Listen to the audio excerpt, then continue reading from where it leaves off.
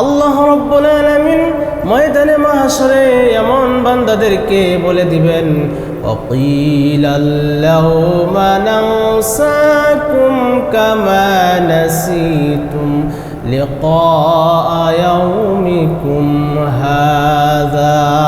বান্দা, দুনিয়াতে যেরকম ভাবে তুমি আমাকে ভুলে গিয়েছিলে, আমার সাক্ষাৎকে ভুলে গিয়েছিলে, আজকে আমি মহান আল্লাহ তোমাকে ভুলে গেলাম।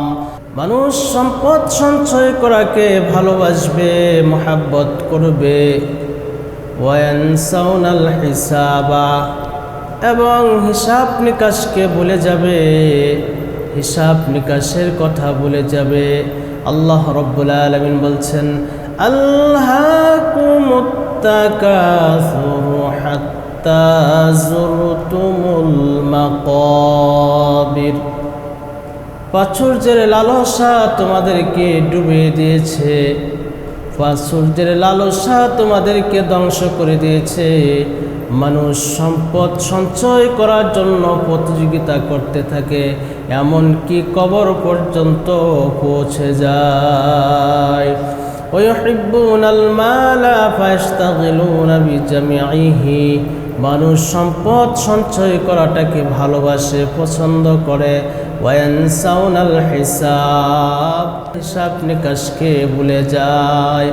আমার প্রিয় বন্ধুগণ, সম্পদ যদি হালাল হয় তাহলে তার হিসাব দিতে হবে, আর যদি হারাম হয় তাহলে তার জন্য শাস্তি ভোগ করতে হবে। আমার প্রিয় বন্ধুগণ, আল্লাহর নবী সাল্লাল্লাহু আলাইহি ওয়াসাল্লাম বলেন, ওয়ায়ুহিব্বুনাল আয়াল আয় আহলাল বাইতি। মানুষ পরিবার পরিজনকে ভালোবাসবে, পরিবার পরিজনকে মহাব্বত করবে। ওয়ায়ানসাউনাল হুর, এবং হুরকে ভুলে যাবে। ওয়ায়ুহিব্বুনান নাফসা ওয়ায়ানসাউনাল্লাহ। মানুষ নিজের নফসকে ভালোবাসবে, নিজের জীবনকে ভালোবাসবে, আল্লাহকে ভুলে যাবে।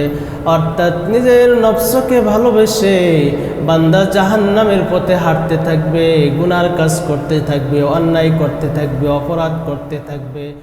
আমার প্রিয় বন্ধুগণ, এই মহান মালিক আল্লাহ যদি আপনাকে আমাকে ভুলে যান, বলেন সেদিনের অবস্থাটা কেমন হবে? এই জন্য আল্লাহকে না বলা, মহান আল্লাহ পাকের নাফরমানি না করা। আল্লাহ রাব্বুল আলামিন বলছেন, ওয়াকিলাল লাউমা নানসাকুম কামা নাসিতুম লিকা